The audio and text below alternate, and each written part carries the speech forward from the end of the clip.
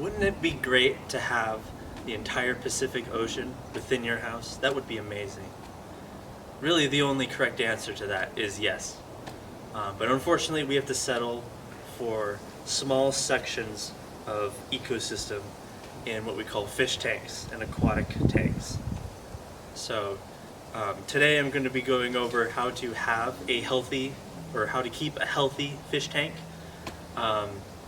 and all the ways you can do that and make sure your fish are as happy and as healthy as physically possible. So first we'll be going over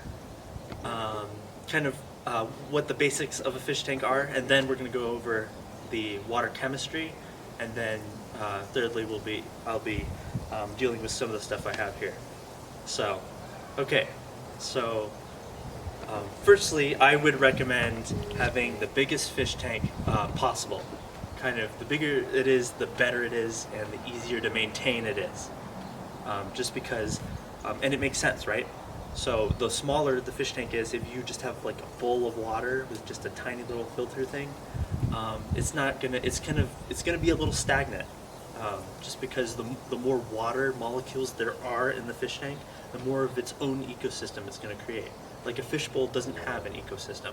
It may have little patches or maybe a slurry of like bacteria and stuff, but it's going to be pretty stagnant even if it has a little filter on it. So I would recommend to have the largest fish tank possible, because it will have the larger the amount of water, the more current it will create. It will literally create its own currents, its own biome. Basically, it's a little hard to describe, but when you witness it, it's truly amazing. So, and for fish, I mean, it's really up to you.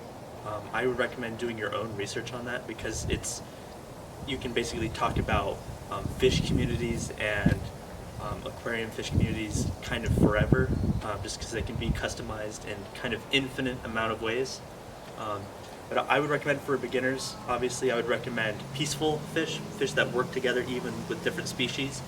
Schooling fish are great. One of the best beginning aquariums you can get is just one tank full of one species of schooling fish, like 12 tetras basically.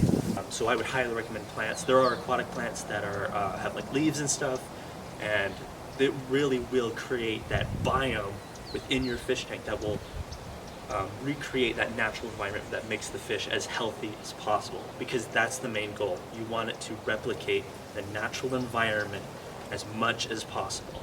The closer it is to that whatever river or sea that fish originally comes from, the better, because that means they will live longer, and they may even breed and have tons of babies that you don't know what to do with. So, okay, so let's get into the chemistry. I have one of these is tap water, and then this is water from the canal. Basically, this is unfiltered water. It's even got a big bunch of wigglers in here. I think it may be either groundwater or water from the Salt River. I'm not sure.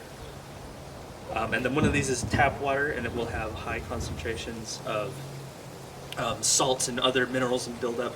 And then one of these is filtered water, completely filtered water, almost pure water molecules. So, and we're going to test it with one of these testing kits, which you need. Whenever you have some kind of fish tank, you need a testing kit of some kind, because there's chemistry involved in taking care of fish. And the 5 big ones, we'll probably only go over 3 here, but is pH, KH, and then nitrates and ammonia. So, according to Medical News Daily, pH is the acidity and alkalinity of the water. So it's the amount of hydrogen ions within the water. It basically defines what is acid and what's not. Acidity and alkalinity is kind of anything. It isn't just water. Like a 0, because it has a scale, so it's from 0 usually to like 18. And 0 is usually like pure acid, the stuff that'll burn through you. And then at the top is alkalinity, which is like bleach. If you drink it, you die instantly. So I would recommend like one of these tester kits that will give you a bunch of these strips. So like this, have a bunch of colors on it.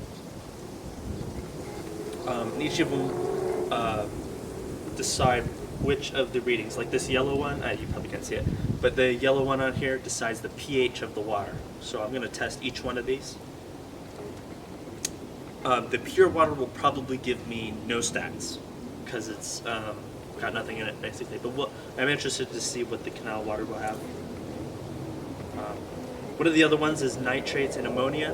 That's basically just stuff that comes from decaying matter, just like this fighter jet that's flying over.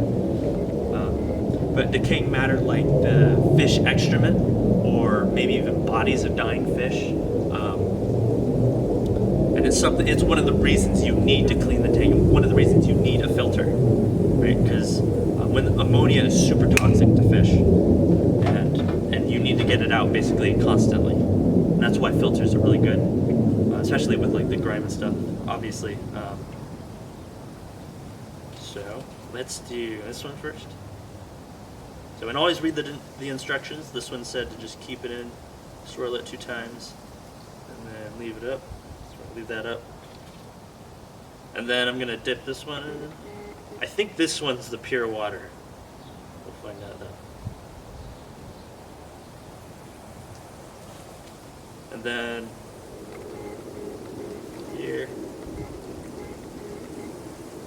So, and the third one I'm going to talk about is the hardness of the water, which is basically those minerals that I was talking about that the tap water probably has a lot of.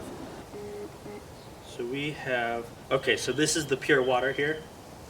And as suspected, it has given me basically no water hardness at all. It's given me yellow, and the green is the highest. So there's basically no water hardness. There's no nitrates. It's got nothing. The pH is super low. Yeah, so that's to be expected. The tap water, on the other hand, the pH is pretty high in the tap water. So, so it's pretty acidic. And then the water hardness is high as well. It's giving me green. So, but there's no nitrates. So, that shows you, because this tap water has gone through filtering, so there's not going to be any ammonia or anything from rotting matter. But the canal water, on the other hand, again, you're not going to see this, but it has pink. So, yeah, there's a lot of decaying things in the canal, and the pH is very, very high. And that doesn't surprise me either. There's a lot of one thing that'll increase the pH is limestone, which is like shells, like this. So in conclusion, you need to know everything about your fish tank. All the chemical levels, everything. What kind of fish, how they're going to interact with each other. When you're putting fish in, you need to know if they're going to abuse other fish. That's a real problem.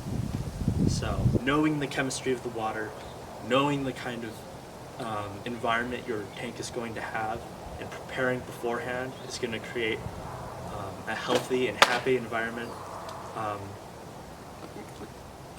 for the entire community that you're creating inside of your house. You're basically creating a river community inside of your house, and that goes for both saltwater and freshwater tanks. So, thank you. All the wigglers have suffered a horrible fate.